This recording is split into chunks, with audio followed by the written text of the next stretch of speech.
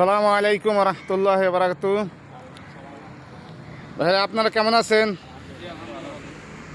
তা আমি একটা ভিডিও বানাইতেছি যে দেশের পরিস্থিতি নিয়ে আপনাদের কাছে একটু প্রশ্ন করতে চাই যে এই বিষয়ে আপনারা কিছু মন্তব্য করেন। বিষয়টা যে দেশে সামনে আমাদের দেশের ইলেকশন 26 সালে, এটা আমরা ভবিষ্যৎ নতুন প্রজন্মে আমরা কাকে চাই?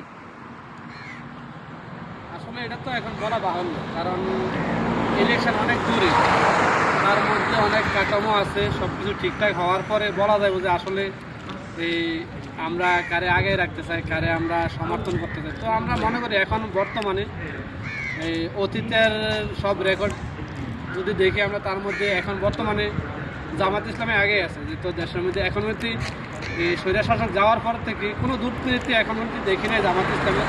ওই দিকে আমরা জামাত ইসলামকে আগে রাখতে পারি। কী বলেন আপনার? যে দেশের জন্য, দেশের মাটির জন্য কাজ করবে আমরা তাকিয়ে চাই। আর যে বিগত ফেসিবাদের মতো কাজ করবে সে যেন আগে। সেটাই বলতেছেন যে যে দেশের জন্য কাজ করব, দেশের জন্য কাজ করব, দেশের মানুষের জন্য কাজ করব, তার পক্ষে আপনারা সাপোর্ট দেবেন আর সমর্থন জানাইবেন। ওকে, আপনাদের মূল্যবান বক্তব্যের জন্য অসংখ্য ধন্যবাদ।